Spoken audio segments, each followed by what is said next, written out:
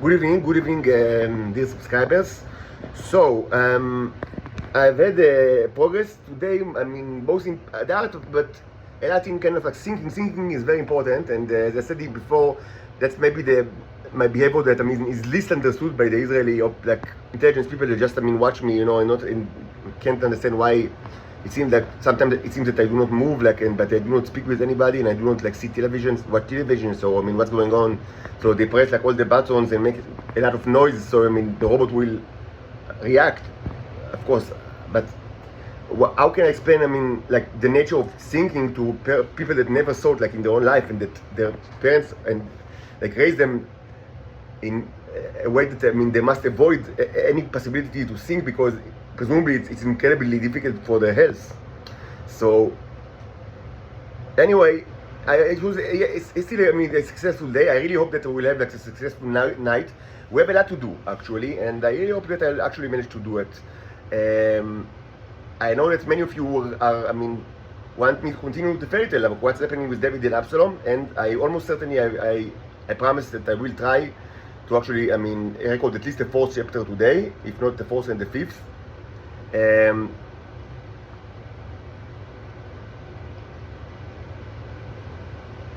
I should say that yes, there was a month's delay between the first 3 chapters and the rest of the chapters that hopefully we'll be starting to record today.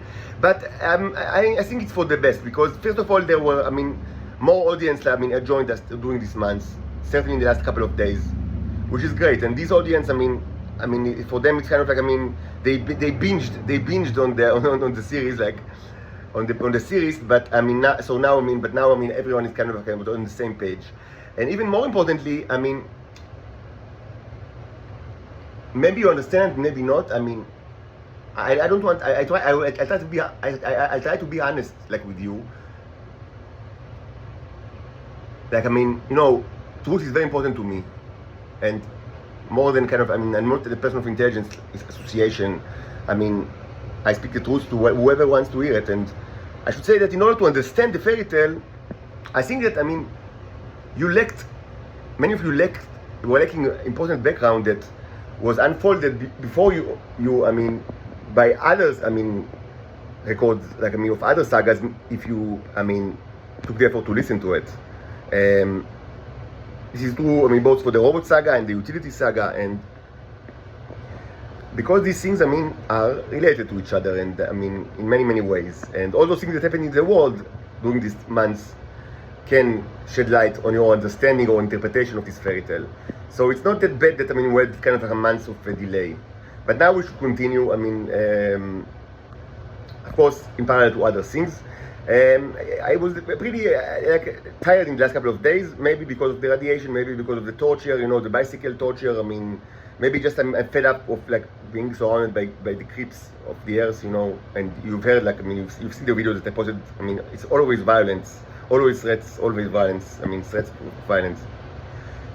Anyway, I'll try to as I say, to gather energy, to marshal energies, and to continue. So even before the fairy tale, we will actually conduct the 4th chapter of the energy utility series. That is very important, and so I'll do it while I'm painting, because I don't want to waste time. So maybe it will be I'll speak a little bit slower than usual, but it's not that bad, because sometimes I speak too quickly to the taste of you, for the listeners.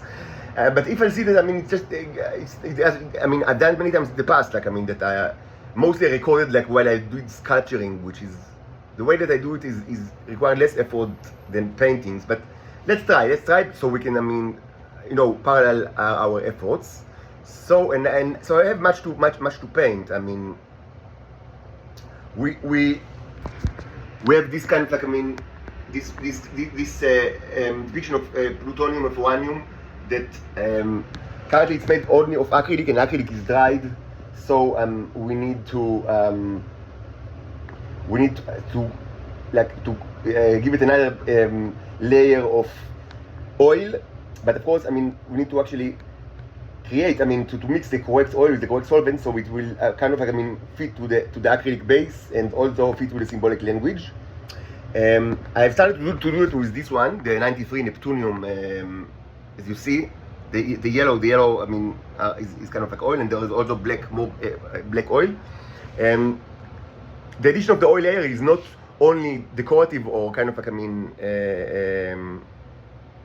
part of the, you know, say the artistic expression of the work, but moreover, I mean, it's kind of like, I mean, it gives it a kind of like variation, because when the paintings, I mean, unlike other constructions that we do not, like, I mean, connected to electricity, and also we do not like burn them. I mean, it happened, I mean, in this case, but unfortunately, it wasn't the intention. But I mean, yes, I mean, we don't, I mean, so it requires some kind of like, I mean, duration that, I mean, in other kind of similar construction, it's done by electricity or by fire or consumption of other fuels, or there are other ways to do it. But with the case of paintings, we need some kind of, I mean, way to make them like applied, like, I mean, applicable. So the symbolic, I mean, language asserts that as long as it dries, it's in effect.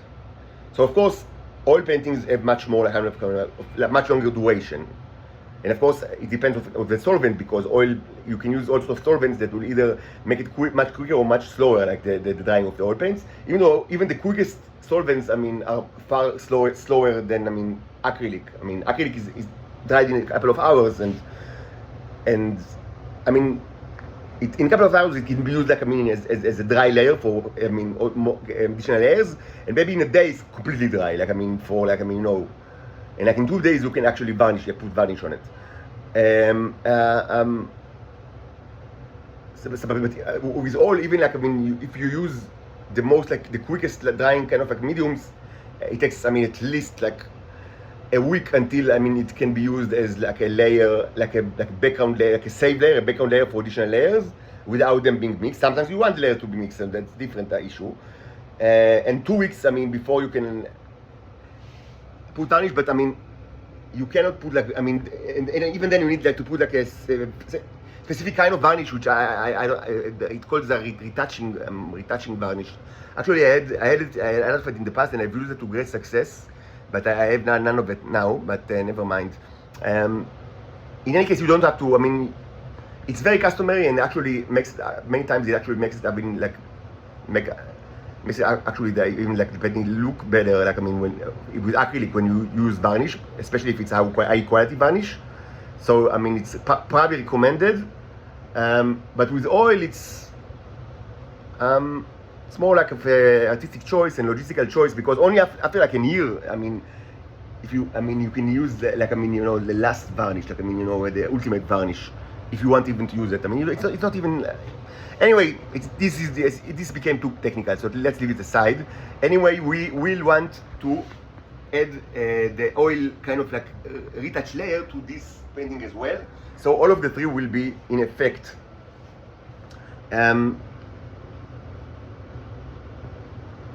I should say that what you see here is actually a reverse construction of a construction that was used by my predecessor during the 1980s. My predecessor is a person that I speak about a lot in what I call the bicycle saga. I mean, if you have access from Disney Plus, you can binge on it. It's a very long saga with many details.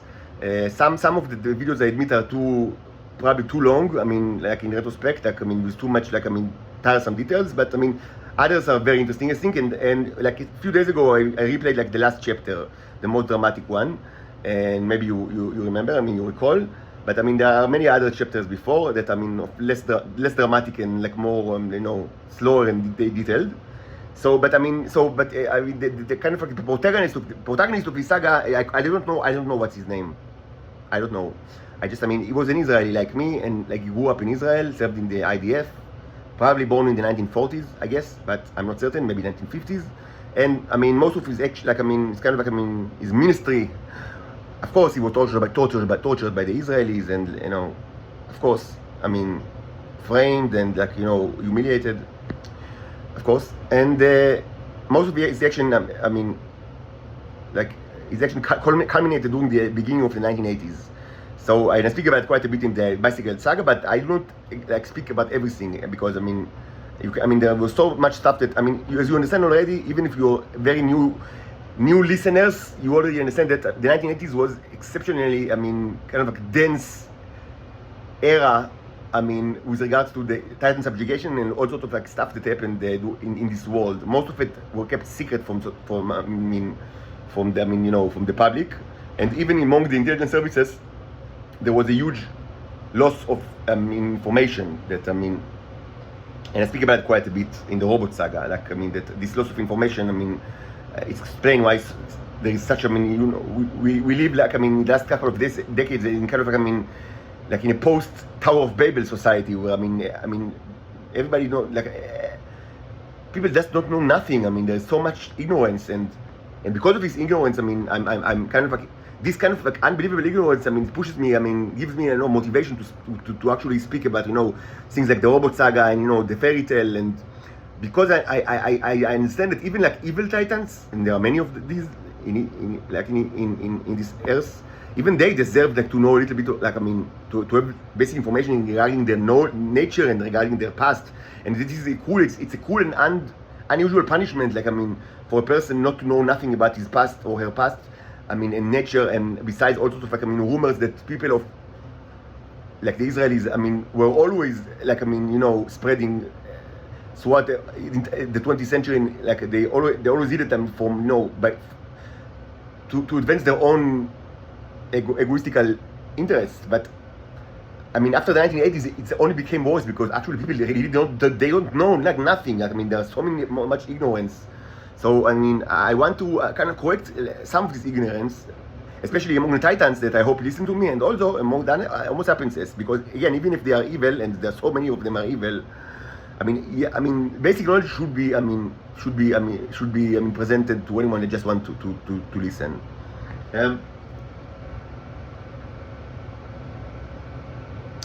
So this is kind of like a reverse construction. I'll speak about that. In the utility video, which I'll start very soon. This should be just more like an agenda video. So what we have left? So we have actually 3 paintings that we need to actually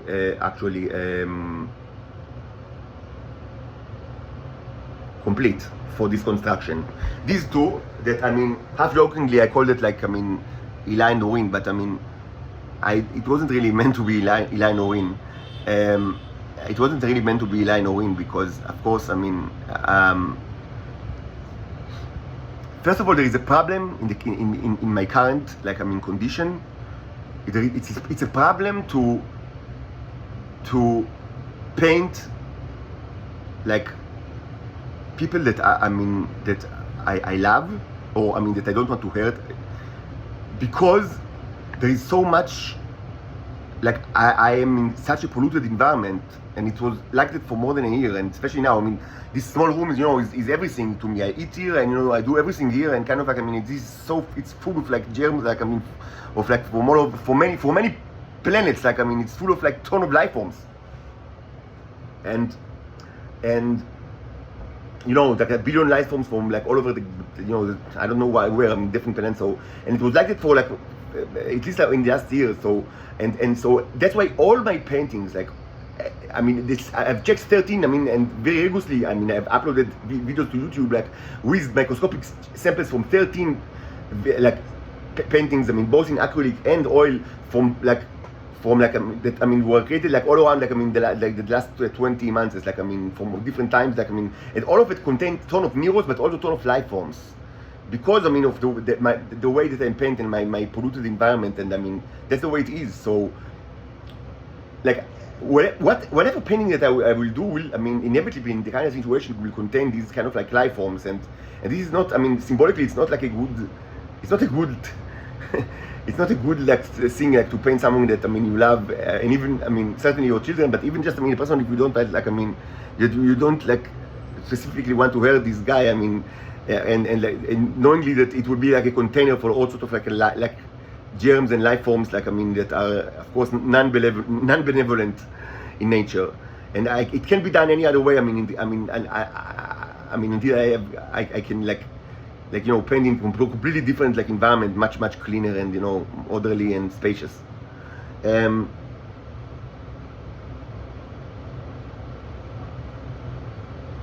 Of course, I can paint them in black and white, and this will be kind of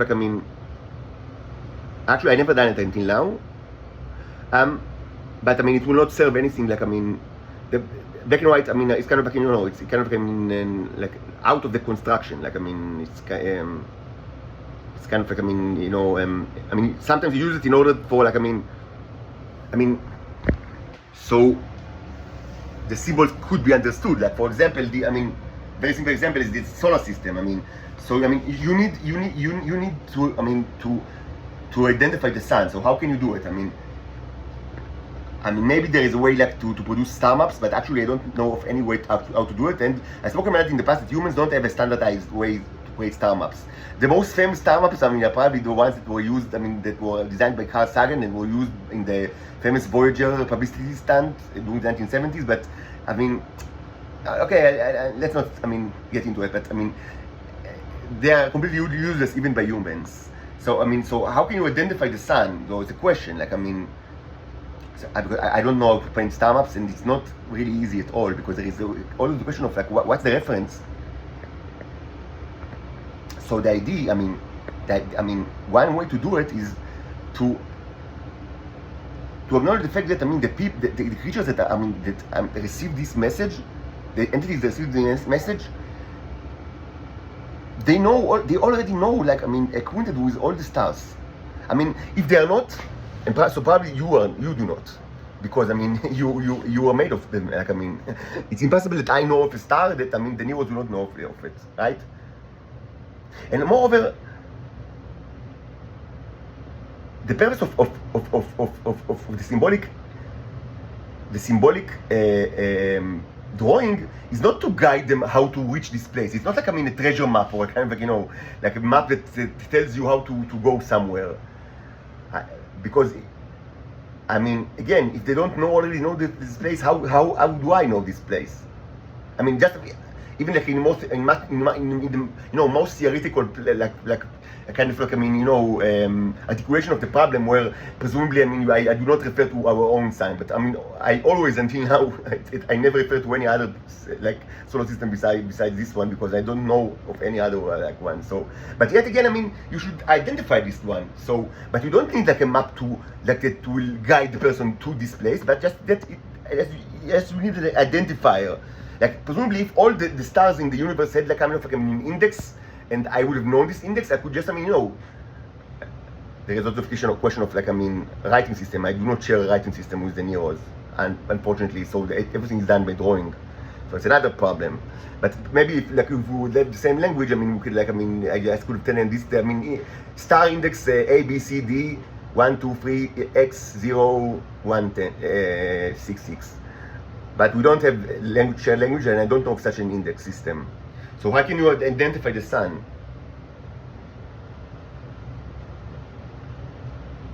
It's a question. By its age? I don't know exactly what its age, and humans have sorts of hypotheses, but maybe it's wrong. And we'll speak about it later, but the issue of wrong science.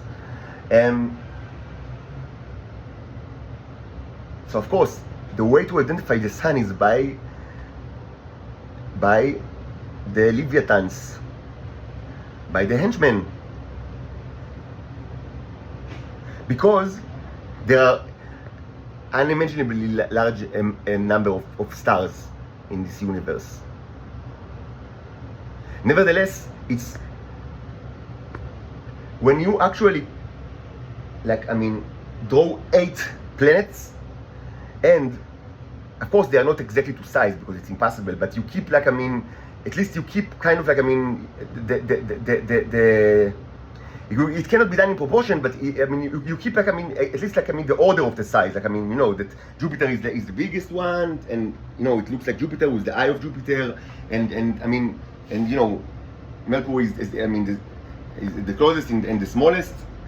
yes, Pluto is out of the question. Sorry.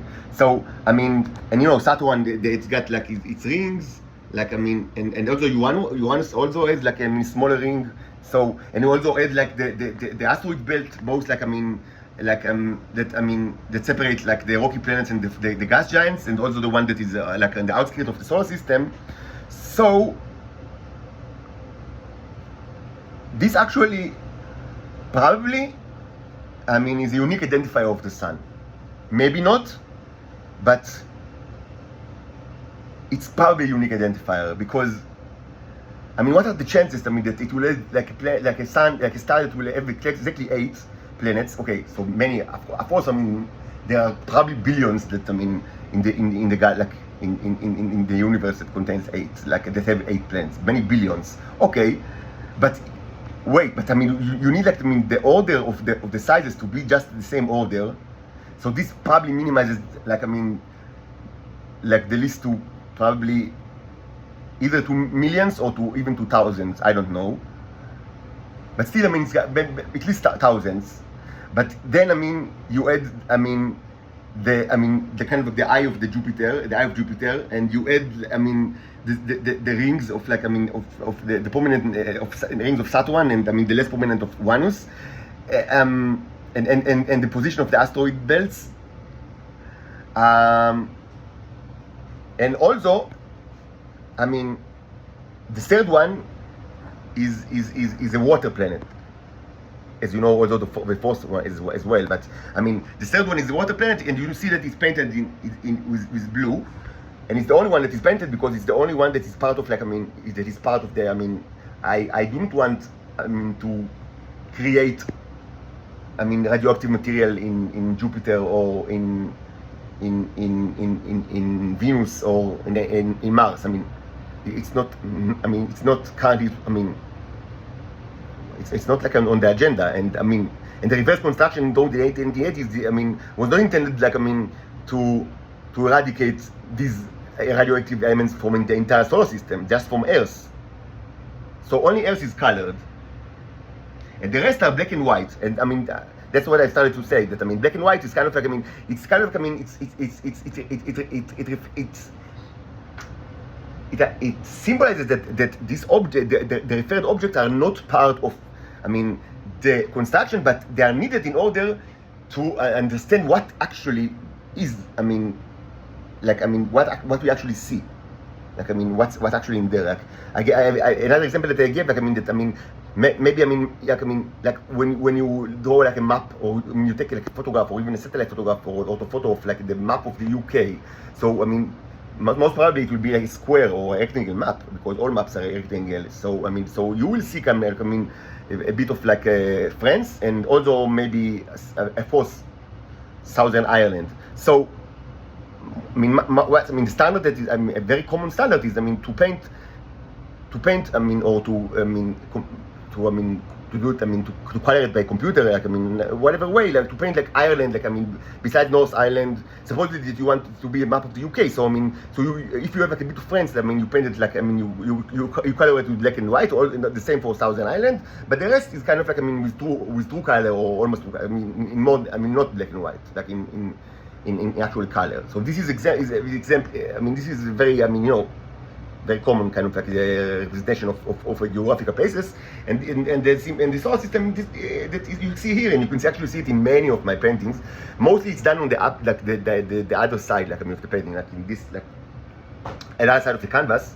So you see it a lot, and sometimes Venus is also colored, because sometimes Venus also participates. But mostly it's only Earth. But the rest are needed in order to identify the sun. So yes, so if you take into account that the third one is actually manifestly like a water planet, so this probably reduces like the number of suns to actually only one.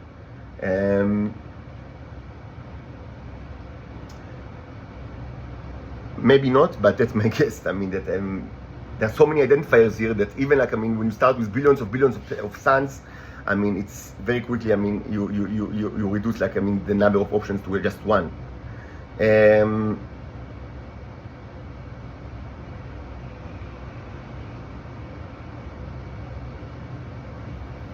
if not, so I mean, maybe there is like 2 or 3 or so. I mean, so they will get like a bonus for the radioactive materials like in the ground. I hope they will use it. Like, I mean, so there is still the question of like, I mean, so what are the chances that, I mean, these specific planets, I mean, are actually like, I mean, inhabited by people that care about this stuff? But so, I mean, yeah, it's not that kind of, I mean, it's not irresponsible, like, I mean, to assume that this signifies the sun, like what you call soul. But so I will want to use, I mean, like oil brush, I mean, so this will also, I mean, be like more effective.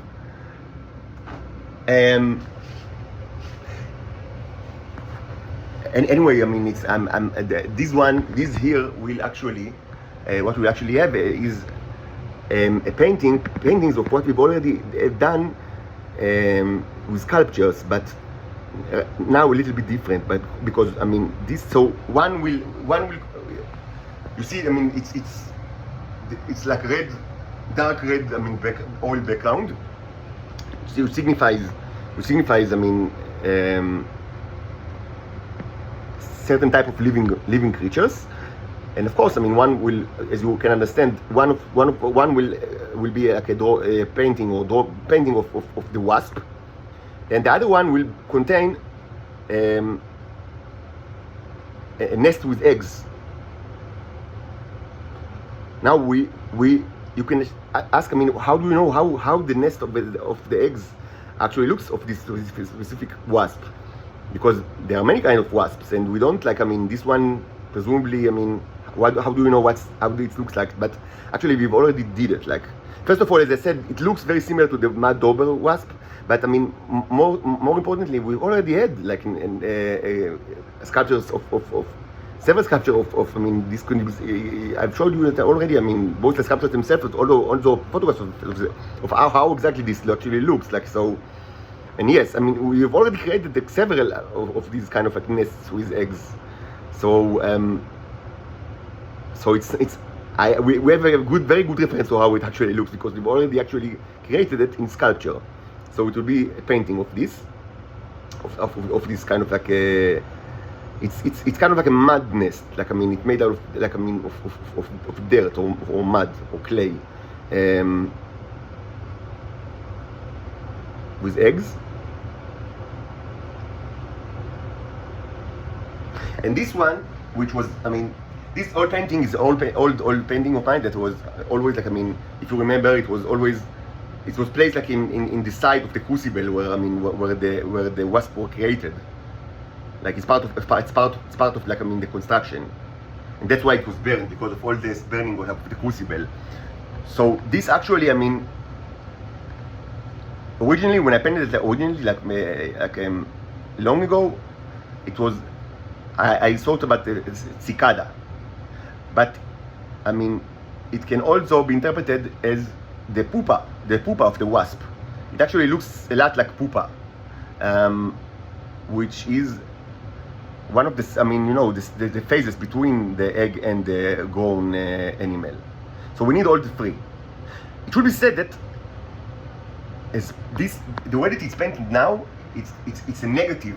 You see, I mean, you see the black outline on the end. So these paintings right now means do not create pupas. And I think that it also was like that for the eggs, at least part of the time, but not now. Now it was changed. Like, I mean, to be like, I mean, like the positive side,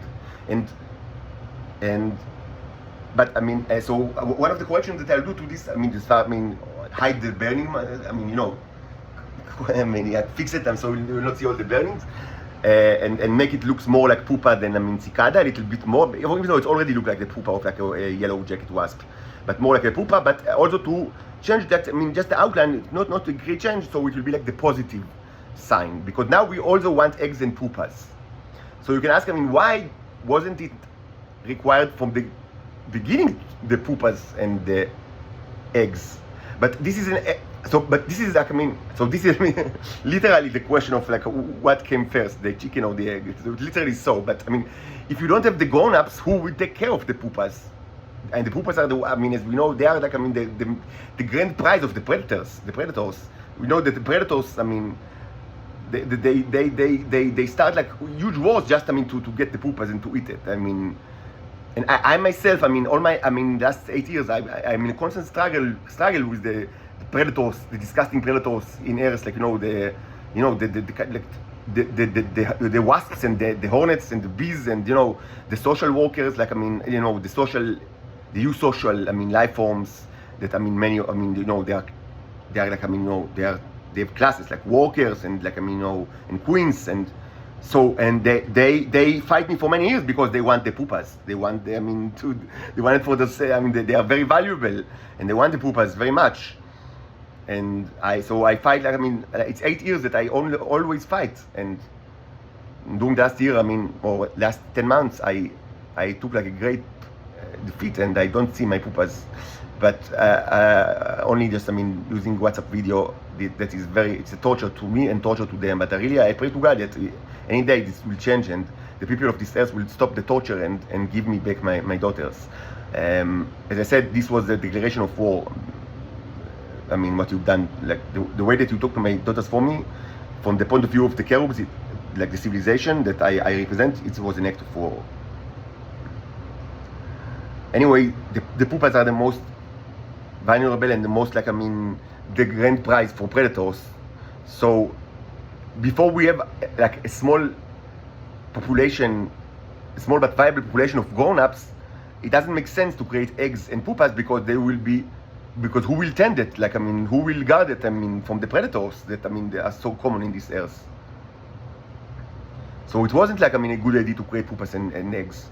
Just, the grown-ups. I've already seen 3, and one is dead, like, I have the body, but and 2, like, I recorded the videos of them, and hopefully there are many more. I don't get much information from abroad, but like, I would tell you, if anyone, like, you've seen them, and I guess that you did, please, feel more, it will be more than welcome to share this kind of knowledge, and maybe you give more, like, scientific information about it. Actually, I will speak about it, like, in the next video, because, these issues are related. Like, this construction is not arbitrary, and maybe some of you already understand it. But we'll speak about it in the next video. But now hopefully we have, like, a viable, like, grown-up population, so we can start, the creation of both Pupas and eggs. Both, should be triggered both by, the paintings that will be, like, of the positive, like, of the positive signifiers, and the crucible outside, with, the slight change of the sculptures around it. So when we light it, I haven't lighted for a couple of days, maybe a week, but I probably I don't have time for it today, but maybe tomorrow I'll do another lighting. And by the way, with regard to crucibles, so we have the 2 small crucibles that are interesting, and I've actually eaten, like, several, like, spoon or 2 of each, the last couple of days, and yes, it's like, so I'll also speak about that, because there is a great misunderstanding of what exactly is inside of it. And all of these issues are related.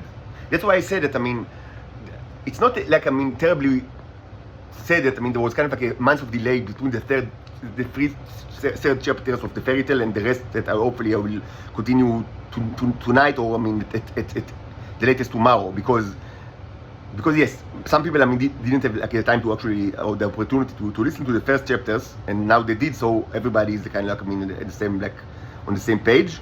And it also, I think that, in order to actually understand or to correctly interpret the fairy tale, because it's got all sorts of symbolic meanings, and you understand it, and there will be more symbolic meanings as we advanced,